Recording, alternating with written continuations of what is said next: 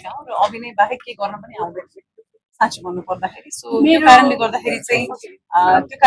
मलाई चाहिँ त्यस्तो कसैसँग प्रब्लम हुनुपर्ने के हामीले गरेका छौँ जस्तो लाग्दैन बट अब ठिकै छ केही छैन जहाँ पोजिटिभ हुन्छ त्यहाँ नेगेटिभ हुन्छ दिन्छ त राख्छ भन्छन् हामी त्यो कारणले गर्दाखेरि ती नेगेटिभलाई पन्छाउँदै आज दर्शकले नै जवाब दिनुभएको छ नि त होइन दर्शकहरूले जवाब दिइरहनु भएको छ त्यो नेगेटिभिटीलाई हामी गएका ठाउँमा मात्र होइन हामी नगएका ठाउँमा पनि यदि तपाईँहरू गएर एकचोटि क्यामेरा र माइक लिएर जानुहोस् म भन्छु 75 to 80% मान्छेले फिल्म मन पराउनु भएको छ हामी हुनु पर्दैन इन्फ्लुएन्स गर्नको लागि त्यहाँ होइन सो त्यो खालको रेस्पोन्स आइरहँदाखेरि पनि अब नेगेटिभिटी आउँछ किन नआउनु मेरै पेजमा पनि मेरै उसमा पनि कतिजनाले मलाई फिल्म मन परेन लेख्नु भएको छ ठिक छ एकदमै थ्याङ्क यू सो मच तपाईँहरूले गएर टिकट काटेर सिनेमा हेरेर निस्केर भनिरहनु भएको छ हुन्छ थ्याङ्क यू तर कसैले को प्रभावमा आएर तपाईँले नराम्रो भन्न चाहिँ अलिकति दुःख लाग्यो एक्ज्याक्टली म ठ्याक्क यही प्रसङ्गमा एउटा बोलिहालेँ होइन फिल्म एकदमै राम्रो बनेको छ हामी सबैजना यसको साक्षी हौ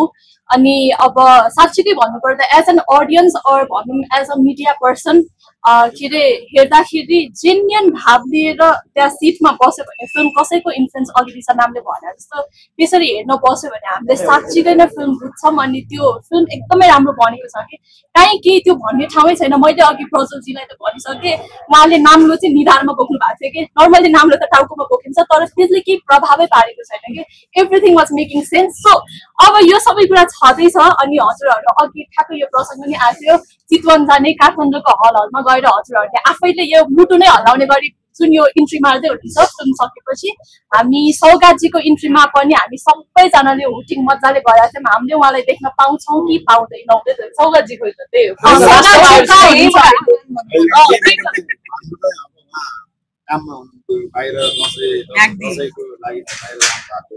अहिले कन्ट्याक्ट यही अब जति पनि हाम्रो क्यामेरा अगाडि यहीँबाट नै दर्शक मिडिया साथीहरू सबैले आह्वान गर्नुभएको छ तपाईँ पनि आइदिनुहोस् हलमा होइन दर्शकहरूले खोज्नु भएको छ त्यो भन्न चाहन्छु त्यही त थोरै मैले पनि यसो सोचिरहेको थिएँ हामी जहिले पनि भेटिरहँदै हुन्छौँ सौगातजीको अलिक कम रोल भएर हो कि अलिकति टेन्सन पनि भएको थियो कि तर उहाँको एकदम पावरफुल रोल पनि रहेछ कि उहाँको चित्त दुखाइ छ बलिदानसँग केही अथवा बलिदानले यतिकै सन्तोष सौगातजीलाई यतिकै राख्न नि सका हुन सक्छ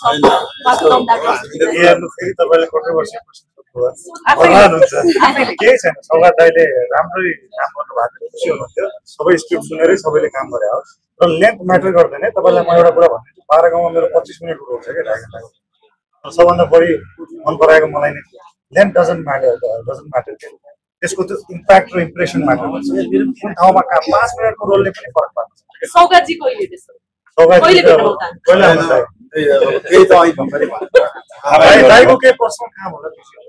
अब मेरो लास्ट प्रश्न छ यतापट्टि शिफ्ट होइन प्रज्वल दुलालजीको यो फर्स्ट फिल्म हो अनि यो भन्न नै अलिकति अनबिलिभेबल छ कि उहाँको फर्स्ट फिल्म हो भनेर अहिले यति धेरै माया पाइराख्नु भएको छ प्रज्वल नाम कम दया नामले बेसी चिनिनुहुन्छ होला अहिले तपाईँ अघि पनि नाम सुनिरहेको हाउ इज द फिलिङ हजुरलाई अहिले के फिल गर्दै हुनुहुन्छ कस्तो हुँदो रहेछ अनुभव सन्तोष सेनको फिल्म अनि बलिदान जस्तो यति धेरै माया पाइराख्दा कस्तो छ एकदम खुसी लागिरहेछ मलाई यति धेरै माया पाइरहेको छ इटरीबाट पनि अनि सबै सर म्यामहरूबाट थिएटर गर्ने सर म्यामहरूबाट सबैबाट एकदमै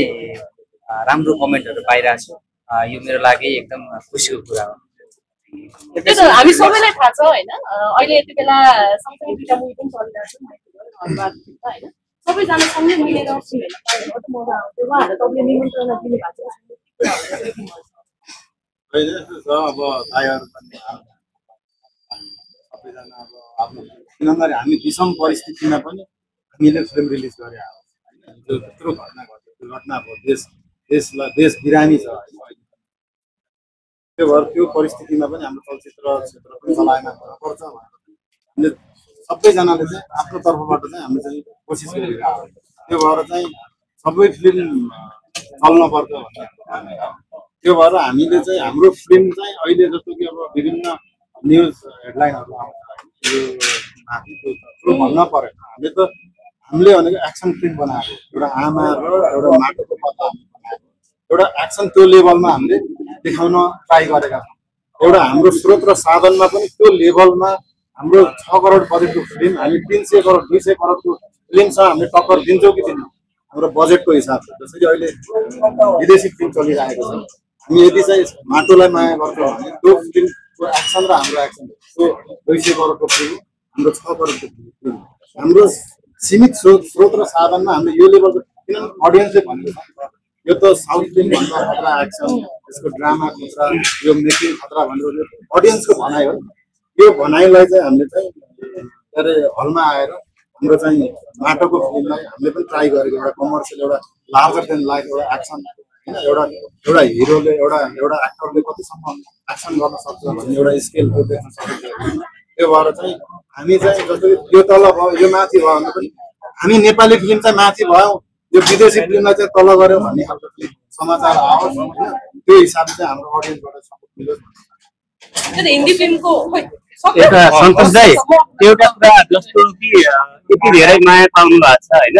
तपाईँहरूले 2 को लागि केही सोच्नु भएको छ कि नै? केको लागि? अहिले हाम्रो यसलाई नै पहिला धेरैभन्दा धेरै दर्शकको माझ पुर्याउन कोसिस गरौँ, त्यसपछि अब त्यहाँबाट बल्ल अहिले त त्यसकै लागि सोच्छ यसको अब के गर्ने भविष्यको कुरा एकदमै ठुलो लगानी छ त्यसको लागि चाहिँ तपाईँहरू यहाँ आउनु भएको छ आज मिडिया कर्मीहरू तपाईँहरूले हामीलाई सधैँ सम्प्रेषण गरेर दर्शकसम्म पुर्याइदिनु भएको छ र तपाईँहरूले नै हो कुनै पनि सिनेमा तपाईँहरूले आज सिनेमा हेर्नु पनि भयो दृष्टिका साथ प्लिज यो कुरा सम्प्रेषण गरिदिनु होला अडियन्ससम्म तपाईँहरूलाई जस्तो लागेको छ त्यस्तै नै सोसियल मिडियासम्म यो कुराहरू पुगोस्। मलाई लाग्छ यहाँहरूले आफै भन्नुभयो यस्तो राम्रो सिनेमा बनाउनु भएको छ बहिनीले भर्खरै भनिरहनु भएको छ भाइहरूको पनि रियाक्सन्स अहिले लिएको थिएँ मैले सो त्यसको लागि धेरै धेरै धन्यवाद र तपाईँहरू नै हामीलाई सम्प्रेषण गर्ने माध्यम हुनुहुन्छ सो तपाईँहरूलाई नै साक्षी राखेर हामीले बलिदान यात्रालाई अगाडि बढाउन मात्र सक्छौँ नत्र यो अलिकति इम्पोसिबल टास्क छ। Thank you.